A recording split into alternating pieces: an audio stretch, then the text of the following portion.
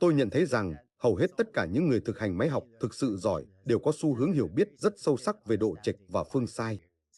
Độ trịch và phương sai là một trong những khái niệm dễ học nhưng khó để thành thạo. Ngay cả khi bạn nghĩ rằng bạn đã thấy các khái niệm cơ bản về độ trịch và phương sai, nó thường có nhiều sắc thái hơn bạn mong đợi. Trong kỷ nguyên học sâu, một xu hướng khác là ngày càng có ít thảo luận về cái gọi là sự đánh đổi độ trịch phương sai. Bạn có thể đã nghe nói về thứ này được gọi là sự đánh đổi độ trịch phương sai, nhưng trong kỷ nguyên học sâu có ít sự đánh đổi hơn.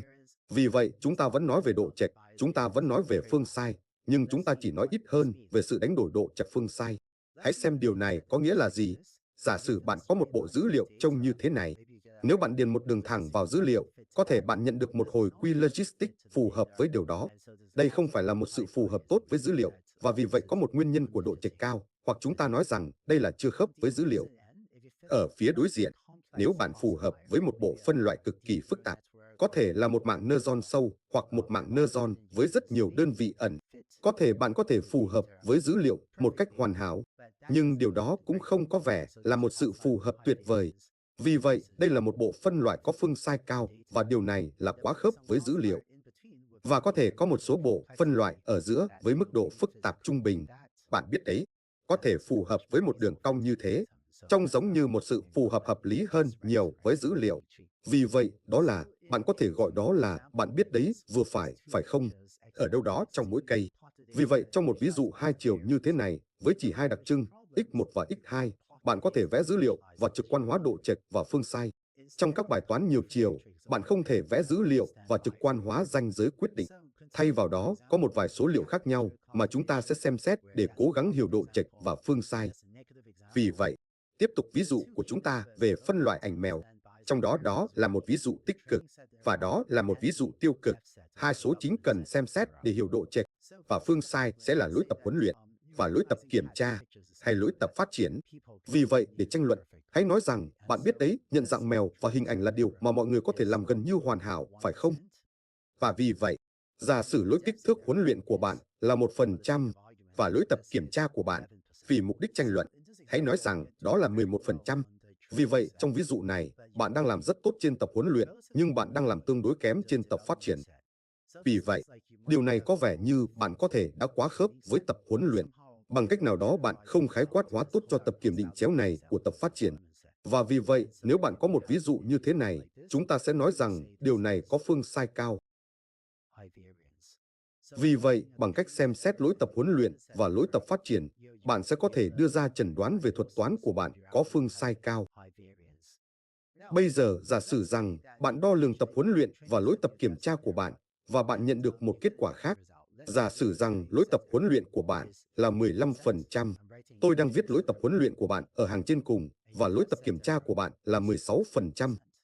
Trong trường hợp này, giả sử rằng con người đạt được, bạn biết đấy, lối gần bằng 0%, rằng con người có thể nhìn vào những bức ảnh này, và chỉ cần cho biết đó có phải là mèo hay không, thì có vẻ như thuật toán thậm chí còn không hoạt động tốt trên tập huấn luyện. Vì vậy, nếu nó thậm chí không khớp với dữ liệu huấn luyện như đã thấy, thì đây là chưa khớp với dữ liệu. Và vì vậy thuật toán này có độ trịch cao. Nhưng ngược lại, điều này thực sự đang khái quát hóa ở một mức độ hợp lý cho tập kiểm tra, trong khi hiệu suất của tập kiểm tra chỉ kém 1% so với hiệu suất trên tập huấn luyện. Vì vậy, thuật toán này có một vấn đề về độ trịch cao vì nó thậm chí không khớp với tập huấn luyện. Điều này tương tự như biểu đồ ngoài cùng bên trái mà chúng ta đã có trên chương trình 7 trước. Bây giờ, đây là một ví dụ khác. Giả sử rằng bạn có lối tập huấn luyện 15%. Vì vậy, đó là độ trịch khá cao. Nhưng khi bạn đánh giá trên một tập kiểm tra, nó còn tệ hơn. Có thể nó làm, bạn biết đấy, 30%. Trong trường hợp này, tôi sẽ chẩn đoán thuật toán này là có độ trịch cao vì nó không hoạt động tốt trên tập huấn luyện và phương sai cao. Vì vậy, đây thực sự là điều tồi tệ nhất của cả hai thế giới. Và một ví dụ cuối cùng, nếu bạn có lối tập huấn luyện 0,5% và lối tập kiểm tra 1%, thì có thể người dùng của chúng ta khá hài lòng rằng bạn có một slide thẻ nóng với lỗi chỉ 1%, thì điều này sẽ có độ trịch thấp và phương sai thấp. Một sự tinh tế mà tôi sẽ chỉ đề cập ngắn gọn, nhưng chúng ta sẽ để lại cho một video sau để thảo luận chi tiết, là phân tích này dựa trên giả định rằng hiệu suất cấp độ con người đạt được gần bằng 0% lỗi, hoặc tổng quát hơn rằng lỗi tối ưu đôi khi được gọi là lỗi Bayes, cho lỗi tối ưu Bayes là gần bằng 0%.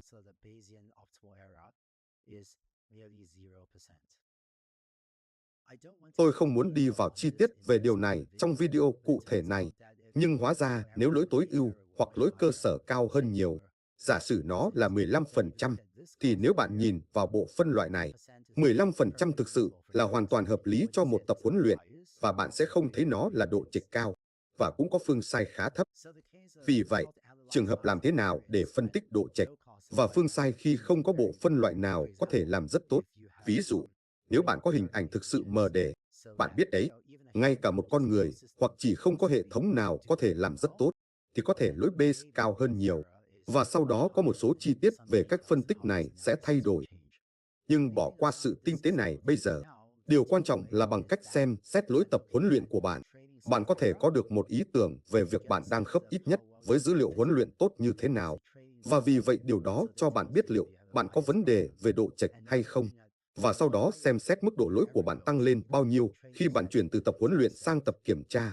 Điều đó sẽ cho bạn biết vấn đề phương sai tồi tệ như thế nào. Vì vậy, bạn đang làm tốt công việc khái quát hóa từ tập huấn luyện sang tập kiểm tra.